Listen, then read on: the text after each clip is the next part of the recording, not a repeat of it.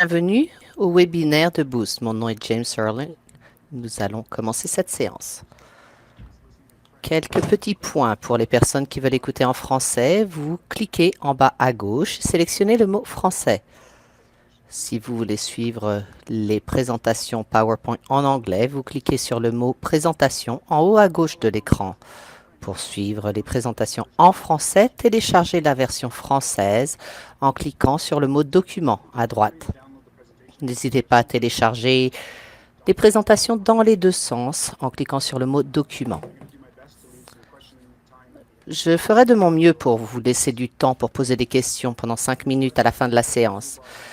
Vous allez dans la barre outils à droite, vous cliquez sur message, participants, vous tapez votre question pour l'envoyer. Vous pouvez envoyer vos questions en tout temps et je ferai de mon mieux pour y répondre à la fin. Mon mieux pour y répondre à la fin. Si vous regardez ce webinaire en groupe, merci de nous indiquer le nombre de participants en cliquant sur Messages, participants, seulement pour nous faire savoir combien vous êtes. Nous allons maintenant commencer. Bienvenue.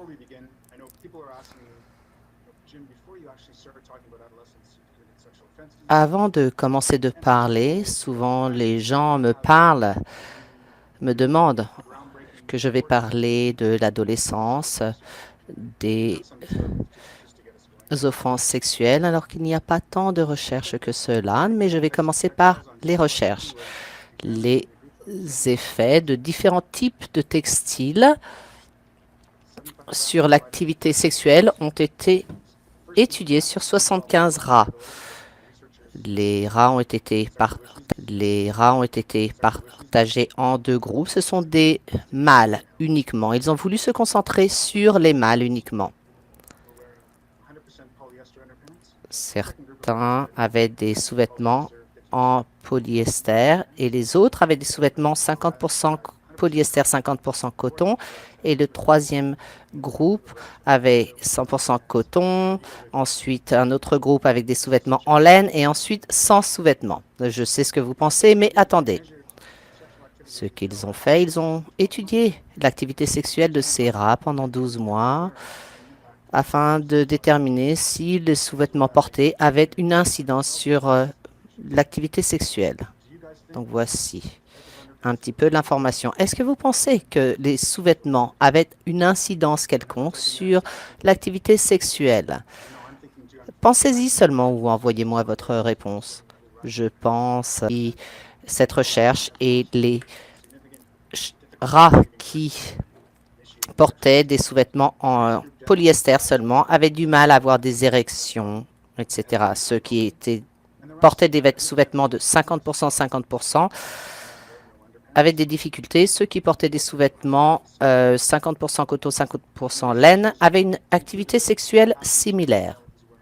La recherche a conclu que les sous-vêtements polyester créent trop de chaleur, ce qui peut interférer avec l'activité sexuelle. Il y a également une petite charge électrique lorsqu'on se déplace avec des sous-vêtements en polyester. Donc cette étude était un bon service pour le public général.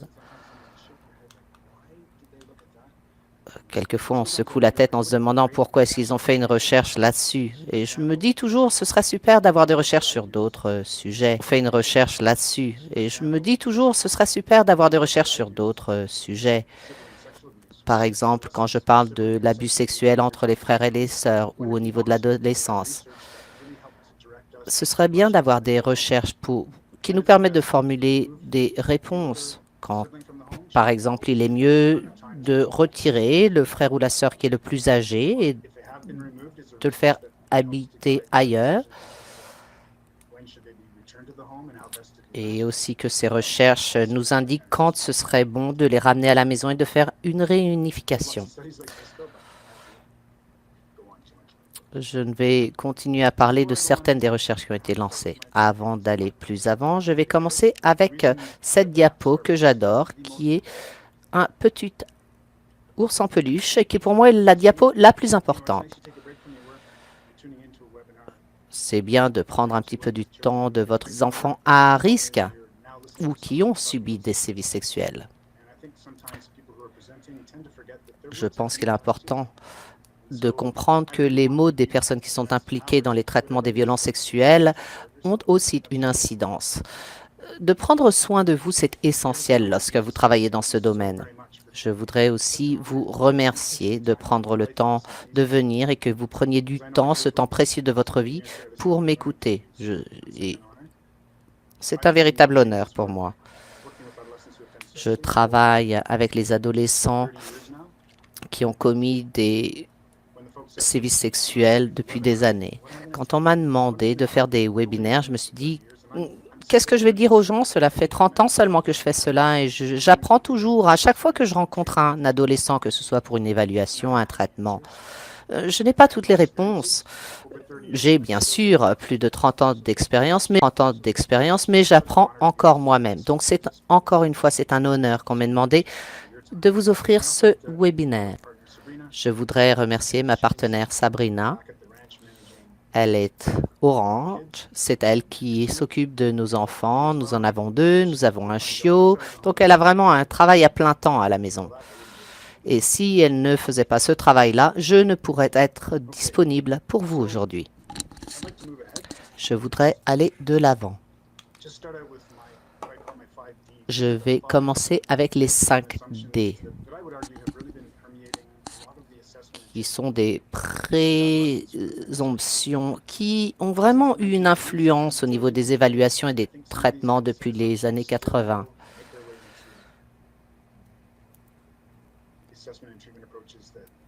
Et ces personnes qui ont des présomptions continuent de travailler dans ce domaine et ils continuent de faire ces présomptions. Nous allons parler des différents D. Donc, on se dit s'ils ont commis une agression sexuelle, c'est certainement qu'ils doivent être déviants et certainement depuis leurs plus jeunes années à l'école. Nombre de personnes pensent à cela et que cette déviance est la raison de ces infractions sexuelles. Et par exemple, si les gens sont vraiment très intéressés au niveau de la sexualité, une autre présomption est que les enfants et les adolescents qui commettent ces infractions sexuelles sont des délinquants. Ils sont antisociaux, etc. Donc, on dit que ce sont des jeunes qui volent, qui sont traités tout à fait comme les autres enfants qui commettent des infractions, que ce soit le vol, etc. Donc, de nombreuses personnes font ces présomptions. Le troisième mythe est qu'ils doivent être non normal. Et si les adolescents n'étaient pas déréglés, cela voudrait dire également que de nombreux autres adolescents pourraient commettre les mêmes crimes. Donc voici encore pourquoi les présomptions ont été développées. Ensuite, c'est qu'on peut décrire seulement ces adolescents qui ont commis des infractions sexuelles par leur déficience. Ils n'ont pas des compétences sociales, par exemple. Mais voici, ce sont encore des présomptions que les gens font. Le 5e point, bien sûr, c'est que de tels adolescents, ce sont des gens qui sont malhonnêtes, qui vont vous manipuler, qui vont mentir, qui vont vous tromper, duper, surtout si cela concerne leurs intérêts sexuels. Donc d'où proviennent ces mythes? Pourquoi est-ce que l'on considère que les adolescents, ce sont des gens qui sont malhonnêtes, qui vont vous manipuler, qui vont mentir, qui vont vous tromper, duper, surtout si cela concerne leurs intérêts sexuels? Donc d'où proviennent ces mythes? Pourquoi est-ce que l'on considère que les adolescents qui ont commis des infractions sexuelles ont ces 5 points? Dans le monde occidental, on a l'habitude de travailler entre les années 60 et 80 avec des adultes qui ont commis des infractions sexuelles. Et ensuite, nous avons commencé à impliquer les adolescents dans ces programmes. Ils ont modifié légèrement les adjectifs pour les adolescents. Ces programmes étaient destinés à des adultes, mais on les a appliqués aussi pour les adolescents. Cela n'est pas vraiment logique, mais il y a toujours des programmes techniques développés pour les adultes et que l'on applique sur des jeunes de 13 ans. Donc cela n'est pas très logique. On va considérer ces points un par un. Je voudrais seulement les démystifier. C'est que les adolescents doivent être déviants s'ils commettent des infractions sexuelles. On a fait quelques études il y a quelques années.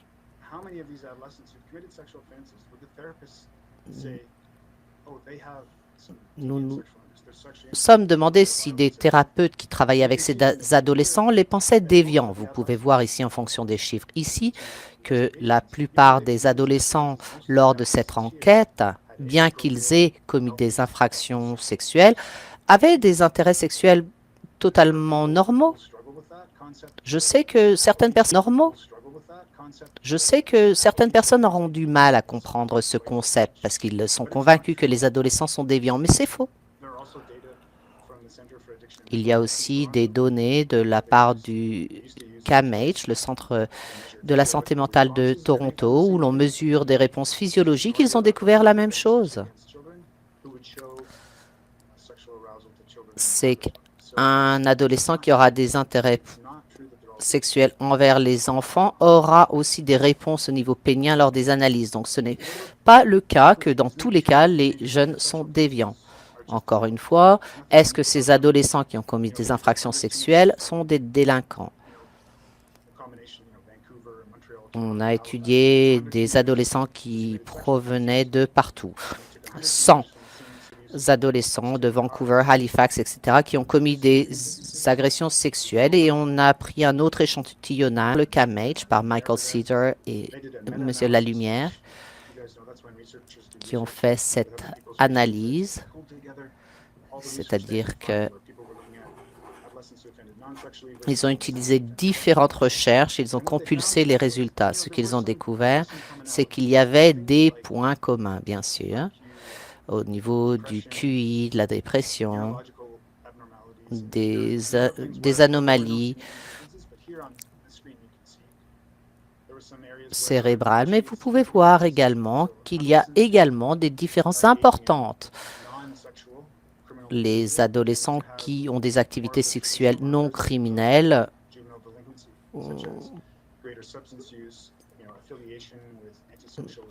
seraient peut-être plus antisociaux, utilisaient des substances. Bien sûr, les adolescents qui ont commis des agressions sexuelles ont subi les maltraitances, ils sont isolés de façon sociale, ils ont tendance à avoir été exposés à des images sexuelles très tôt dans les médias. Donc, de vous poser la question, est-ce que ces adolescents qui ont commis des agressions sexuelles sont exactement comme les autres? Ils ont de toute évidence certaines caractéristiques qui les départagent.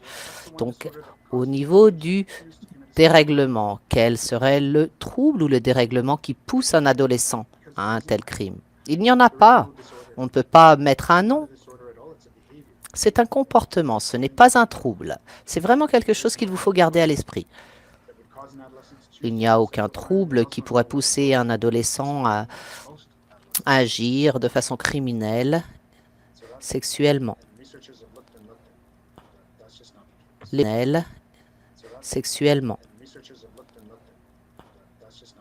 Les chercheurs ont considéré ce point encore et encore et le trouble ne rentre pas en compte.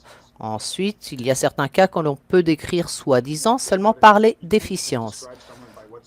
On peut décrire quelqu'un en fonction de ses manques. Il est vraiment essentiel de considérer la personne dans son entièreté avec ses forces, les facteurs de protection, pas seulement ce qui manque. Je vais vous montrer un petit peu des tests psychologiques que l'on a fait. Par exemple, comment est-ce que vous pourriez décrire le montant d'eau qui est dans ce verre? Oh, merci d'être très optimiste, mais il est à moitié plein. Donc c'est vraiment un défi, c'est un problème de faire que les professionnels, les parents, les collectivités puissent changer leur façon de concevoir les choses et de considérer population de telles adolescents qui viennent vous voir à votre pratique ou au poste de police et que vous considérez les détails, la violence sur un enfant très jeune, il est vraiment très, très difficile d'arriver à séparer le comportement de la personne. Je le comprends entièrement. Il est vraiment difficile de considérer le potentiel de cette personne ainsi que les facteurs de protection. Mais c'est ce que nous voulons faire si nous voulons éviter les récidives. C'est essentiel. Je peux comprendre que ce soit difficile pour vous. Le 5e D, je disais toujours que si j'avais un petit peu de temps libre, j'écrirais un livre à ce sujet. Malheureusement, je n'ai pas ce temps. Le 5e D, c'est que de tels adolescents qui ont commis ces infractions sont manipulateurs, ils vont vous tromper, surtout concernant leurs intérêts, sexuels. Si c'est un jeune de 17 ans qui s'intéresse aux jeunes qui sont encore en maternelle, évidemment, ils ne vous le diront pas. Mais je ne suis pas vraiment d'accord avec cela. Il y a certaines études qui, justement, montrent le fait que si vous leur posez la question, souvent, ils vous donneront la véritable réponse. Il y a quelques études, encore une fois, par Michael Sido et Martin Lalumière et Blanchard du CAMH,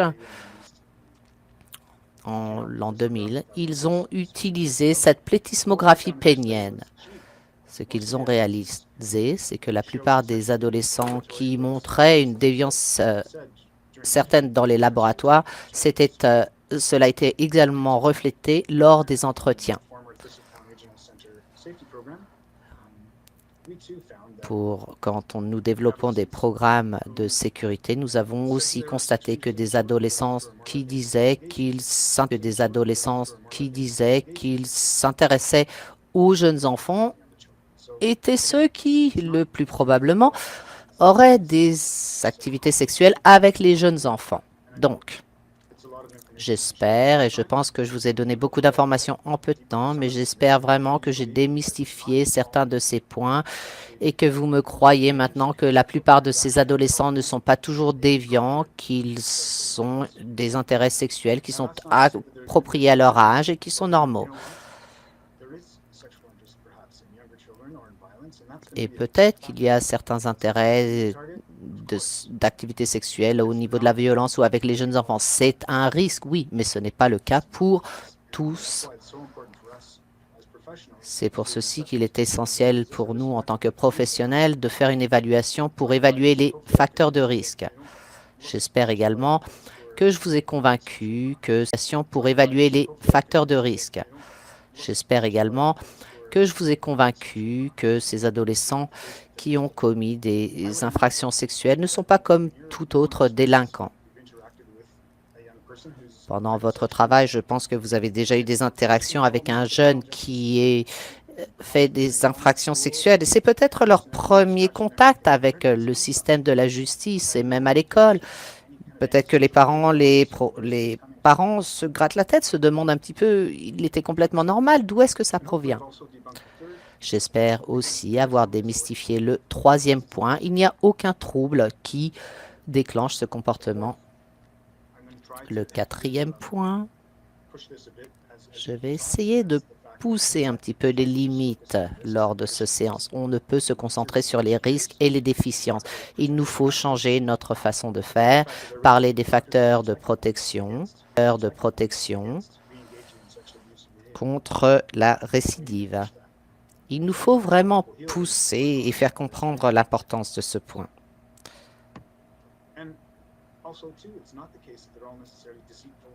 Ensuite, ces adolescents ne sont pas tous trompeurs. Ils peuvent être très honnêtes et c'est important de garder ceci à l'esprit. Il est important de savoir comment poser la bonne question. Et c'est là où il faut avoir de l'expérience. Certaines personnes... Bon, j'espère maintenant que j'ai fait voler en éclats toutes vos présomptions. Et, et c'est pour ceci qu'il faut partir de la théorie, évaluer. Certains pensent que c'est à cause de la dynamique dans la famille, mais en fonction de que l'adolescent commette des agressions sexuelles.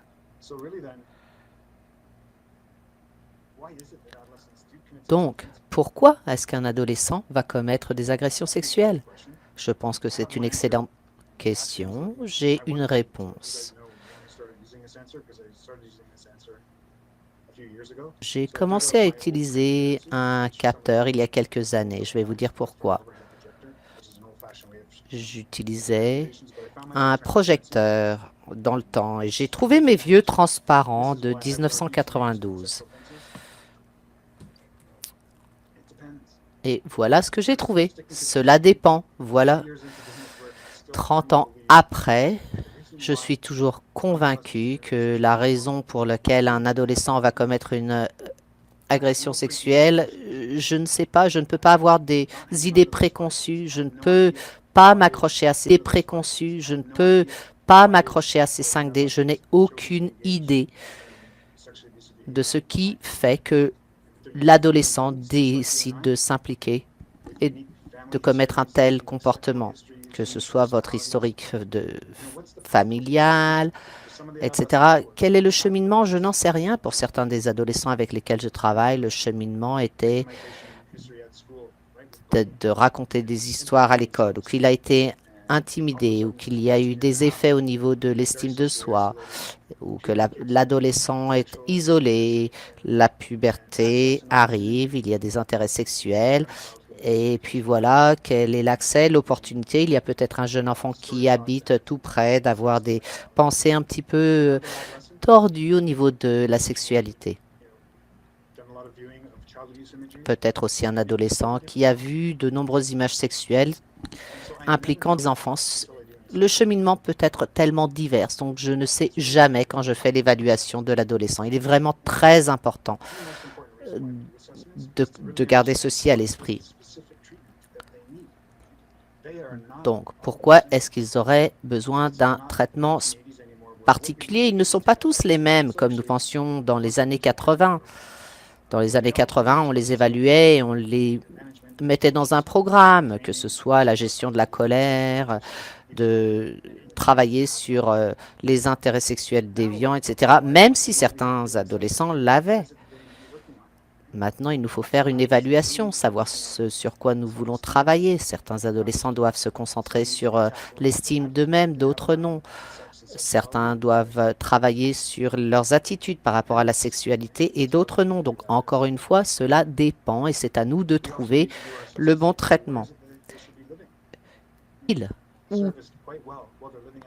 Où est-ce qu'ils doivent vivre? Est-ce qu'il faut les retirer de leur famille? Est-ce qu'il faut retirer un enfant de 14 ans de sa famille?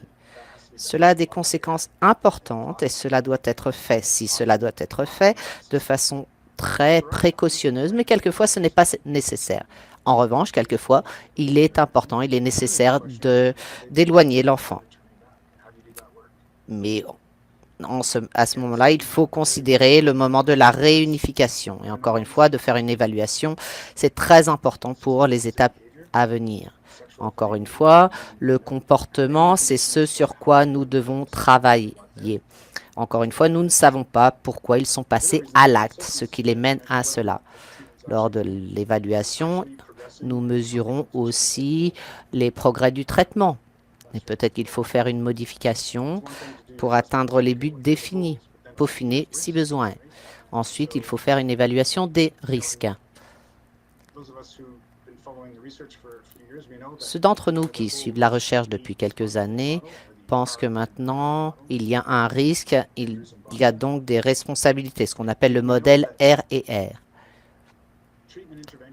Nous savons que les interventions de traitement pour les personnes qui ont eu affaire avec le système légal, c'est important pour réduire les risques de récidive. Nous savons également, en fonction de ce modèle R&R, qu'il est important de faire face aux facteurs de risque qui peuvent être modifiés. Donc oui, il faut considérer les facteurs de risque pour définir ce sur quoi vous souhaitez travailler. Malheureusement, notre champ de recherche se concentre surtout là-dessus, au lieu d'essayer de comprendre les... Notre champ de recherche se concentre surtout là-dessus, au lieu d'essayer de comprendre les risques et des effets sur le traitement. On pense aux risques comme facteur prédicteur du futur. En 1989, on a essayé de développer des outils pour prédire un petit peu le futur et comprendre quels adolescents vont commettre des agressions sexuelles ou pas. Les adolescents étaient ensuite classés en fonction du risque, haut risque, risque moyen, etc. Je pense que l'évaluation du risque n'est pas du tout une prévision des risques. Il faut considérer aussi les facteurs de protection, sans faire de commentaires, en disant... et en vous posant la question, est-ce qu'il est probable qu'il fasse une récidive? Je voudrais partager quelque chose avec vous rapidement.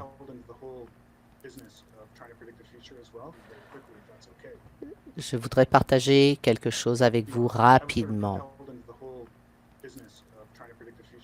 On m'a poussé aussi dans cette prédiction du futur, mais ce qui s'est passé pour moi en 1999 au niveau de la prévision des risques.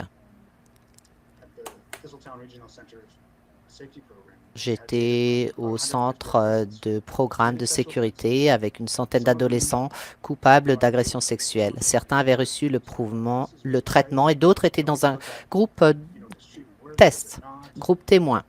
On se demandait si notre traitement fonctionnait bien. Et en 1989, il n'y avait pas beaucoup de recherches au niveau de la prévision des risques. Donc, on se demandait s'il y avait des risques qui pourraient pousser à la récidive. En 1999, on a développé des outils de risque. En 1999, on a appelé ça Statis 99. C'est un outil de prédiction des risques pour les adultes qui ont commis des agressions sexuelles. C'est utilisé dans le monde entier. Il a été développé pour les adultes, ce programme. Dans le centre, on a réalisé que les gens commençaient à utiliser cet outil avec les adolescents. C'était un problème. L'un des facteurs dans ce modèle, par exemple, afin que vous le sachiez, c'est que s'ils avaient vécu avec un partenaire pendant 2 ans ou pas, ou plus, je ne sais pas ce qu'il en est pour vous, mais à Toronto, il n'y a pas beaucoup d'adolescents qui auraient vécu pendant plus de 2 ans avec leur partenaire amoureux. Donc évidemment, ce n'était pas approprié aux adolescents. Donc ce programme de statique 1999 était utilisé avec les adolescents et c'est terrifiant. 10 ans auparavant, soyez patient avec moi. Donc, nous revenons en 1989. Je faisais partie de cette équipe où nous faisions des évaluations de jeunes et on l'a appelé des offenseurs sexuels à haut risque. J'en suis navré, mais c'est le libellé, les mots que nous avons utilisés. Mais il n'y avait pas d'autres outils d'évaluation à l'époque. Malheureusement, 10 ans plus tard, le jeune en question avait 26 ans et avait un fils de 4 ans. Et c'est un de ces moments où on a l'impression que toutes les planètes et les étoiles se mettent sur la même ligne. Et moi, mon enfant avait également 4 ans. Donc, je n'ai pas gardé le contact avec ce client, mais il faisait partie. Quelqu'un a récupéré ce vieux rapport d'évaluation avec les personnes à haut risque de récidive. Et devinez ce qu'ont fait les services à l'enfance? Oui, exactement. Ils ont retiré l'enfant. Et c'était un petit peu comme de recevoir un coup de poing en pleine face. Et nous nous sommes dit qu'il nous fallait faire les choses différemment au niveau de la prévision des risques. Bien sûr, avec la perspective et des années après, j'aurais tellement souhaité qu'à l'époque, j'ai dit peut-être que nous ne devrions pas prévoir les risques parce que les ramifications, les conséquences de notre travail peuvent être terribles. Au lieu de cela, j'étais complètement happé au niveau de l'amélioration de nos outils de prévision, etc. Donc, on m'a fait changer de chemin. pour vous, juste pour que vous sachiez plutôt. J'espère que votre histoire ne sachiez plutôt. J'espère que votre histoire ne vous a pas traumatisé, mais je pense que c'était important de comprendre les risques de ces évaluations de prévision. Je sais que les gens veulent vraiment pouvoir prédire le futur. Et quand on essaye de prévoir un comportement futur, il est important de conserver à l'esprit les taux de base. Un enfant qui risquera de faire une offense dans les 5 ans, quelle est la possibilité qu'il récidive? Si le taux de base était 50%, et cela veut dire que la moitié d'entre eux commettraient des récidives, c'est un taux important. Et dans ces cas-là, vous seriez tenté de dire que cette personne est à haut risque. Mais si je vous disais que le taux de base était de 10% seulement, dans ce cas-là, vous diriez, bon, 10% seulement si j'appelais à moi tous les adolescents qui ont commis des actes sexuels et puis que j'applique ce taux de 10% au niveau des récidives, je me dis, oh bon, c'est pas trop important. Donc, dans ces cas-là, vous auriez raison 90% du temps. Donc, ces taux de base sont un des meilleurs outils, je crois. Je sais que vous allez me demander quel est le taux de base. Michael Caldwell a fait une excellente recherche qui a considéré 106 ensembles de données dans le monde ensemble. Ils ont regardé combien d'adolescents qui ont été publiés. Vous réaliserez que c'est à peu près 5% seulement qui commettraient une récidive, alors que 40% des adolescents vont se retrouver encore dans le système juridique à cause d'autre chose. Donc, pour moi, il est évident que le taux de récidive est beaucoup plus bas que ce que nous présumions. Plutôt que de partir de cet état d'esprit en disant il y a un tel taux les opportunités qu'il récidive sont trop élevées. Mais en final, c'est seulement 5%. Le taux de récidive en général est de 40%. Quand on travaille avec les adolescents, il est important de ne pas se concentrer seulement sur les points sexuels, mais de considérer la relation générale avec le reste du monde. Je sais que certains d'entre vous vont certainement dire, Jim, c'est vraiment le taux de base, ceci, les 5%? Parce qu'évidemment, il y a des tels cas où cela ne s'applique pas et je serais d'accord avec vous que dans certains cas, c'est un peu plus que 5%. Mais pour utiliser ceci comme un point de discussion, ne l'écrivez pas, hein, mais... Et je vous dirais, si on ignorait les données, que c'était 15%, même si c'était 15%, et que vous tentiez encore une fois de prévoir le futur au niveau des récidives, combien de fois est-ce que vous tomberiez juste? 85% du temps, c'est toujours mieux. Cet outil est le meilleur outil que nous ayons disponible. Je le souligne, j'insiste sur son importance. Quelles sont des questions concernant la prévision des risques? Est-ce que vous pourriez répondre à cette question? Le jeune est-il sans risque? Est-ce que vous pourriez vraiment répondre à cette question de façon précise? Bien sûr que non. Vous ne pouvez jamais dire cela. Ce serait un taux de précision de 100% et nous n'avons pas cela.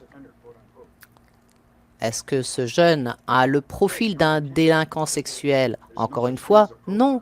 Il n'y a pas de profil. Que la personne soit adulte ou adolescent et qu'il ait commis des infractions sexuelles, encore une fois, il n'y a aucun profil qui ait été établi. Donc, on ne peut dire, on va voir si vraiment il correspond au profil avant de contacter les systèmes d'assistance sociaux ou de protection des enfants. Ensuite, quel est le risque qu'un jeune commette des récidives sexuelles à l'âge adulte? Est-ce que vous pouvez prédire ceci? Non. Encore une fois, non, puisque nous n'avons pas des recherches qui portent sur une durée assez longue. À l'âge adulte, est-ce que vous pouvez prédire ceci? Non. Encore une fois, non, puisque nous n'avons pas des recherches qui portent sur une durée assez longue. La seule recherche que nous ayons provient de Toronto et c'était une étude qui portait seulement sur 20 ans. Donc, encore une fois, nous n'avons pas de réponse. Nous n'avons pas les données qui nous permettent de prédire. Et la dernière question, quel est le risque qu'un jeune commette une récidive sexuelle dès l'année suivante, c'est-à-dire dans les 12 mois? Dans le temps, je faisais des formations et je disais aux gens que oui, on peut quelque part prédire. Et l'un des outils s'appelle la gomme. Et voici les informations, si vous les souhaitez. Cela a été publié en 2001. Cela a été divulgué au grand public. Encore une fois, comment est-ce qu'on peut faire fonctionner ces outils? Comment est-ce qu'on peut faire fonctionner ces outils? C'est important de comprendre au niveau des statistiques. Je ne sais pas si c'est vraiment sage pour moi de partager ceci avec vous lors d'un webinaire, mais vous dites que peut-être c'est pour ça que vous avez décidé de travailler dans les assistances d'aide à l'enfance ou que vous êtes devenu policier ou travailleur social. Il y a de nombreuses recherches qui ont considéré le area under the curve, c'est-à-dire les domaines qui touchent de près, afin de pouvoir prédire si une personne va commettre une récidive ou pas. Je pourrais vous montrer ensuite des données. Disons que nous avons un test pour mesurer la potentialité de récidive et que vous ayez deux résultats. Ou la personne est récidiviste ou non récidiviste. Le plus élevé est votre score, le plus vous avez de chances d'être récidiviste. Donc, si je ferme les yeux et que je dois sélectionner qui va commettre une récidive, combien de fois vous aimeriez que le récidiviste ait un résultat plus élevé que l'autre personne? Si le test est bien fait. Et peut-être que cela vous posera à pousser à l'éloignement du jeune de sa famille ou des traitements vraiment précis alors que nous avons des ressources plutôt limitées. Ou combien de fois vous aimeriez que le récidiviste ait un score inférieur au non-récidiviste? Moi, j'aimerais que ce soit comme ça à 100% du temps. Donc, à chaque fois que je ferme mes yeux et que j'essaye d'évaluer de façon aléatoire, je me dis, oh, bah tiens, lui, il a des notes plus importantes.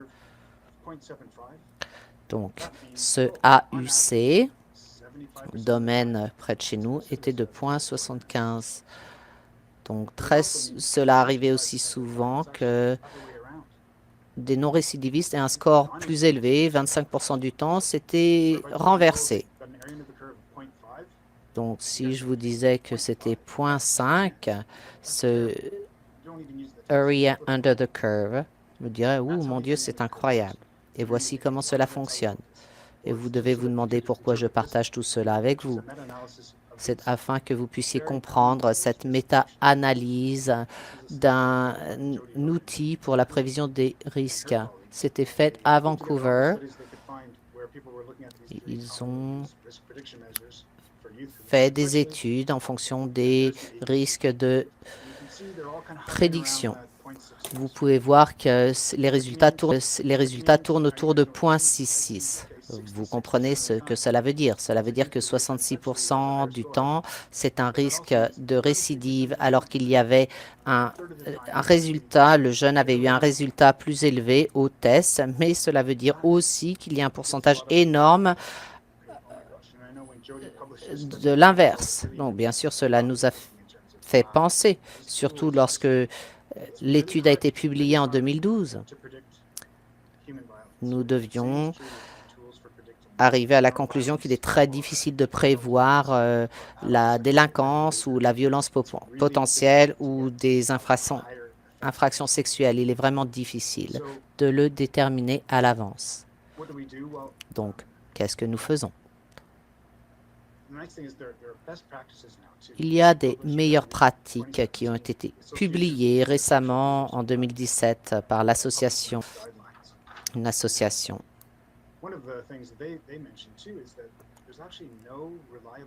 L'un des points mentionnés, c'est qu'il n'y a pas de facteur de risque fiable qui ait été découvert lors de la recherche. Cela fait un petit peu peur. On se dirait, est-ce qu'il y aura un jour une recherche pour prévoir un petit peu le futur si on nous dit que les éléments ne sont pas fiables? Cela nous apprend aussi qu'il faut être extrêmement prudent quand on fait des prévisions concernant le futur probable d'un adolescent. L'association des personnes qui ont commis des infractions sexuelles se concentre pas seulement sur les facteurs de risque, mais aussi sur les facteurs de protection. Oh mon Dieu, cette diapo est différente sur mon écran. J'espère que c'est mieux de votre côté. Oh, la prochaine ne marche pas bien non plus. Les facteurs de protection. Donc d'un côté, on a les problèmes, de l'autre, les solutions. Et voilà pourquoi il vous faut utiliser votre propre ordinateur quand vous faites des webinaires. On apprend des leçons tous les jours. Bon, on va passer cela pour une minute. Je vais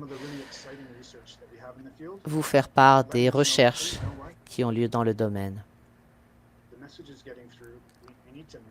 et qui nous montrent que le message est en train de passer, qu'il nous faut nous déplacer d'un point de concentration du risque sur autre chose. On est arrivé à un plateau, à un plafond. Pourquoi est-ce qu'on est obsédé avec ces facteurs de risque au lieu de se concentrer sur les facteurs de protection? Il y a eu d'autres champions qui nous ont poussés à changer notre perspective depuis très longtemps. Il y a M. Marshall de Kingston en Ontario en 1980 qui disait qu'un homme qui avait commis des agressions sexuelles avait besoin d'aide au niveau de l'estime de soi, de l'attachement précoce. Parce qu'il nous faut nous assurer qu'il y ait des relations saines pour ces personnes. C'était dans les années 80.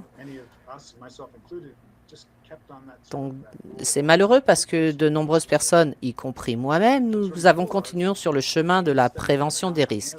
Voilà les études qui sont publiées en ce moment. Je ne vais pas en partager trop avec vous. Nous n'avons pas assez de temps. Mais il y a des études qui considèrent les facteurs protecteurs pour les offenseurs sexuels. Cette étude avait pris en compte des hommes. Je l'aime beaucoup parce qu'elle est quantitative. Je suis allé à l'Université de Toronto, qui est un petit peu snob parce qu'ils aiment beaucoup les statistiques, les données. Snob parce qu'ils aiment beaucoup les statistiques, les données et les études quantitatives. J'aime celle-ci parce qu'elle est qualitative, c'est-à-dire que vous parlez aux gens et vous les écoutez et vous écrivez, prenez des notes en fonction de ce qu'ils vous disent et vous étudiez, vous analysez ceci ensuite. Et je trouve que c'est fascinant. Ce qu'ils ont découvert, c'est que lorsqu'on considère des hommes coupables d'agressions sexuelles et qu'ils ont arrêté pendant de nombreuses années et qu'on leur pose des questions, qu'est-ce qui se passe au niveau de votre vie? Certains des hommes ont considéré que l'infraction sexuelle fait partie du passé, c'est une petite partie de leur histoire, c'est dans le passé. Cela n'est pas qui ils sont aujourd'hui et ils ont un bon sentiment d'eux-mêmes, une bonne estime d'eux et moins de honte. C'est-à-dire qu'il est important qu'ils se sentent comme une personne bonne. Ensuite, ce sont des personnes qui ont pris des décisions rationnelles, par exemple, de renoncer. Ils sont conscients des conséquences et des conséquences sur les personnes ainsi que sur leur propre vie. Il y a aussi des hommes qui sont reconnaissants pour les interventions, que ce soit l'approbation de la thérapie. Et cela, un homme qui a arrêté avait beaucoup plus d'espoir quant à son futur et aux relations qu'ils auraient par rapport à ceux qui ont fait des récidives.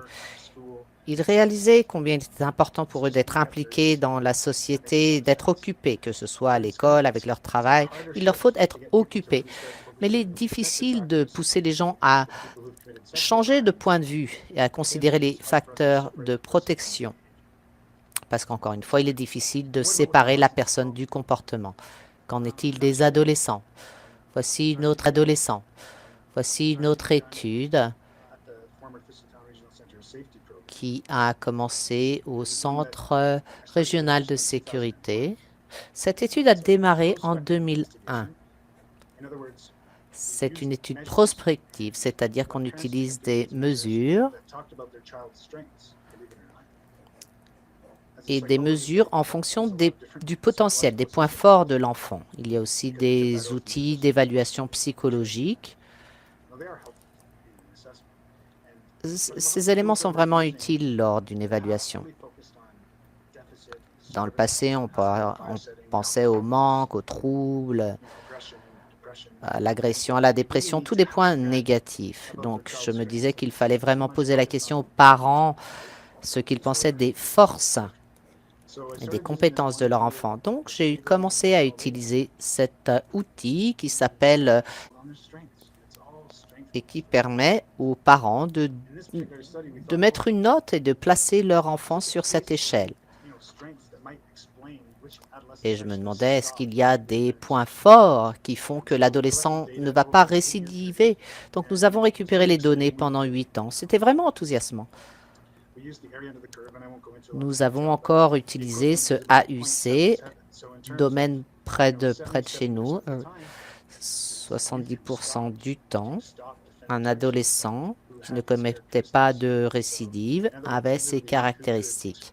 C'est-à-dire, c'est un jeune qui peut exprimer, rechercher l'intimité, recevoir de l'affection, il peut exprimer leurs sentiments, même les sentiments douloureux. Ils se préoccupent des sentiments des autres. Ils acceptent l'intimité avec les autres. Donc, en tant que prestataire de service, je me disais, je peux me concentrer là-dessus, je peux enseigner comme ils en ont besoin. Et que si le jeune veut avoir des relations sexuelles saines plus tard, ils ont besoin d'intégrer ces différentes compétences. Donc, M. Marshall, de toute évidence, avait raison. Il est important de poursuivre dans cette direction. Ce qui est passionnant, et je suis désolé de n'avoir pas plus de temps pour partager avec vous toutes les recherches qui sortent maintenant, mais les recherches qui se concentrent sur les facteurs de protection pour les jeunes se concentrent sur des relations enrichissantes avec les parents, les amis, les professionnels, des participations enrichissantes à des études, des activités. Vous avez de la compassion pour les autres. Vous êtes capable d'autorégulation, de maîtrise de soi, de s'en sentir positif quant à eux-mêmes et au futur. J'aimerais avoir de nombreuses heures pour partager toute la recherche avec vous.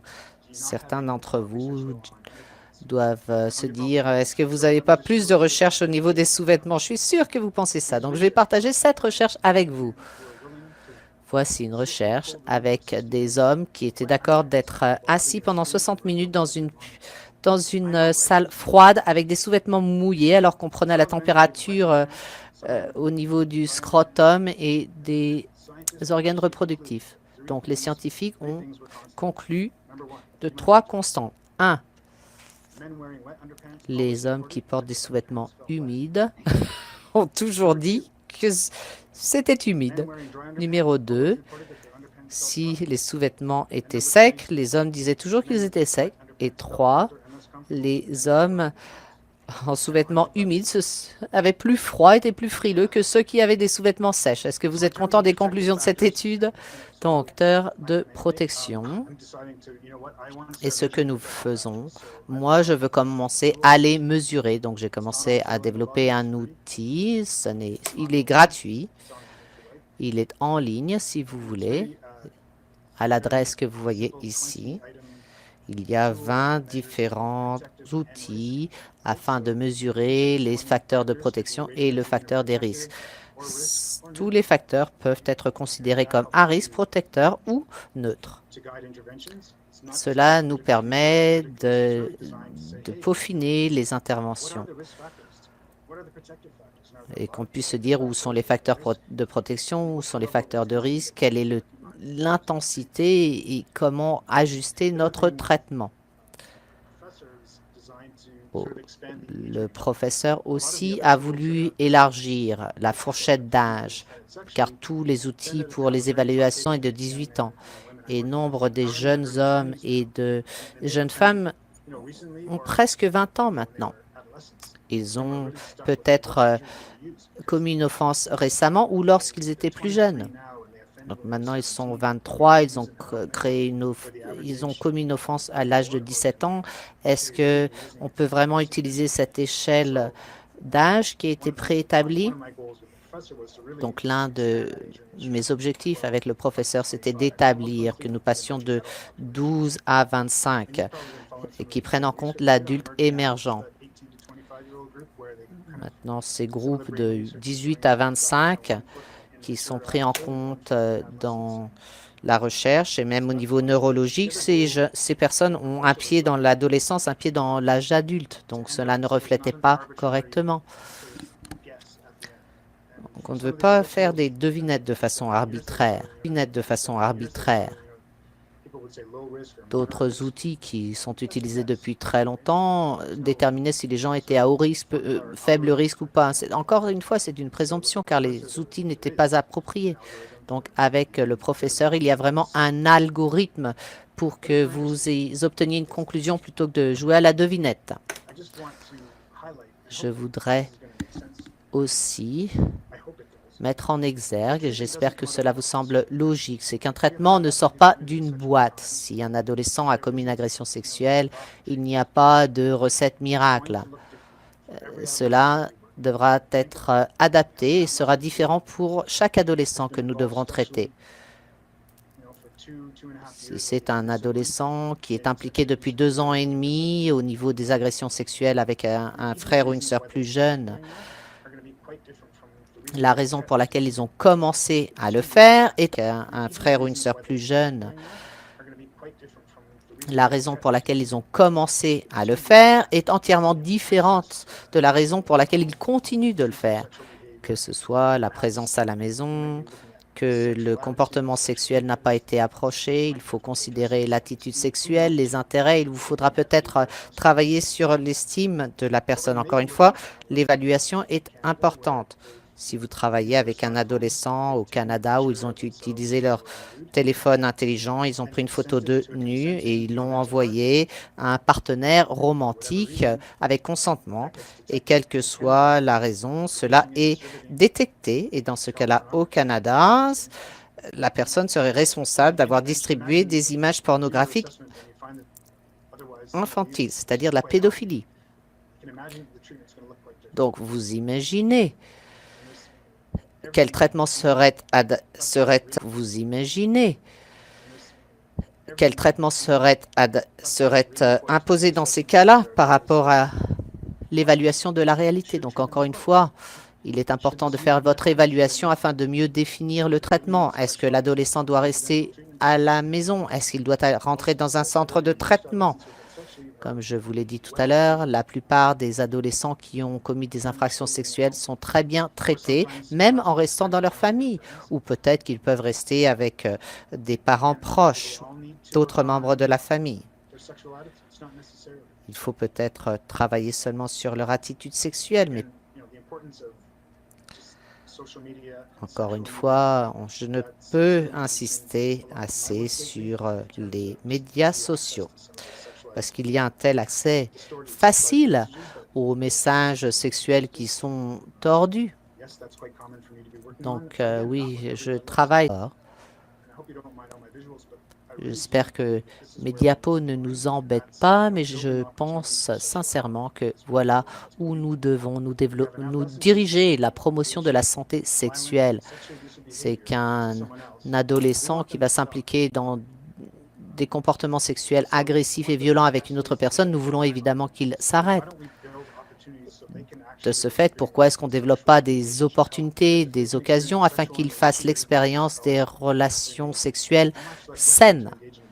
Dans ce cas-là, ils seront moins tentés de s'impliquer dans des comportements sexuels criminels. Donc, à la porte, la déviance, le trouble, etc. Il faut renforcer les positifs. Mais je réalise que j'essaye de vous vendre un produit et que j'ai du mal à vous le vendre, que vous devez vous dire qu'est-ce que vous racontez. Vous devez vous dire qu'est-ce que vous racontez. Cette personne a été horrible, elle a eu des comportements agressifs, sexuels. Jim, comment est-ce que vous pouvez parler de facteurs de protection? Est-ce qu'on ne devrait pas travailler sur la punition, sur la honte, leur inculquer ça? Non, cela ne les aidera pas. Je ne dis pas qu'il ne faut pas se concentrer et aborder la problématique du comportement. Bien sûr qu'il faudra en parler et pour comprendre ce qui les a poussés à commettre ces actes. Quels sont les déclencheurs? Quelles sont les sonnettes d'alarme? Quelles sont certaines des attitudes qui auraient fait que ce comportement se poursuive? Je pense que ce qui est essentiel, c'est de se concentrer sur les facteurs de protection afin de développer une santé sexuelle. Donc, de s'assurer qu'ils aient une bonne maîtrise d'eux, qu'ils aient des bonnes compétences pour prendre des... Assurer qu'ils aient une bonne maîtrise d'eux, qu'ils aient des bonnes compétences pour prendre des décisions, qu'ils aient des bonnes relations sociales, qu'ils aient des bonnes relations avec leur famille, qu'ils soient impliqués dans la société ou au niveau de leurs activités de loisirs, qu'ils soient productifs, qu'ils soient impliqués, qu'ils soient occupés. C'est important. Donc, je suis vraiment ravi de voir que cela, enfin, a lieu au niveau de la recherche et de la pratique. Je voulais vous laisser un petit peu de temps pour les questions, mais je veux terminer avec ceci qui a eu lieu en 1999.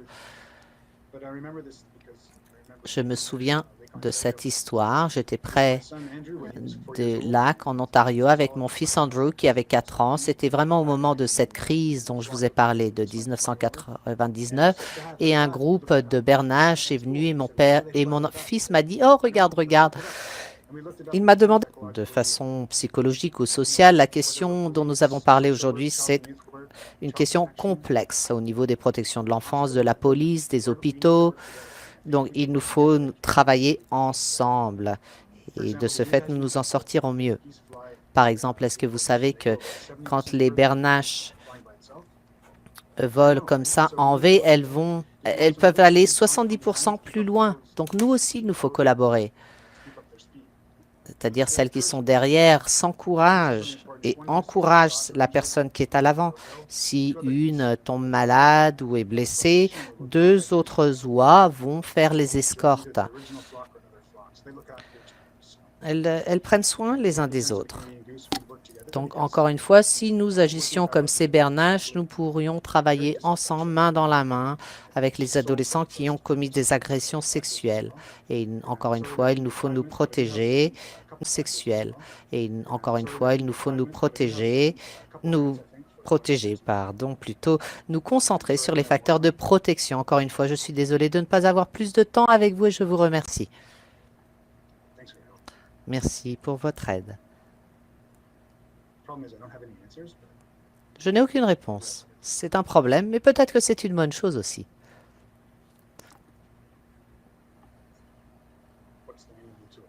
Quel est le nom de l'outil? Je ne sais pas de quel outil vous parlez. Celui qui mesure les facteurs de protection, c'est l'échelle comportementale et émotionnelle. Et l'autre qui s'appelle The Professor, dont vous aviez l'adresse tout à l'heure à l'écran.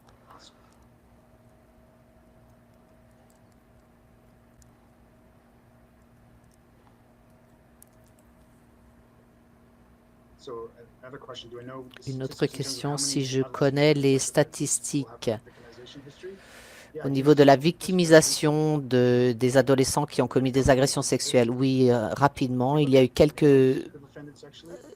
point. Si vous considérez les hommes qui ont commis des infractions sexuelles, c'est de 10 à 20 qui auront subi des abus sexuels. Cela veut dire aussi qu'un pourcentage important n'a jamais subi d'abus sexuels. Mais bien sûr, c'est le taux des personnes qui ont commis des agressions sexuelles sont bien compris dans ces pourcentages.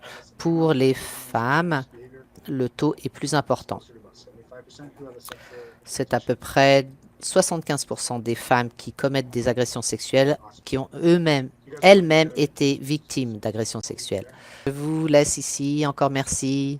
Au revoir.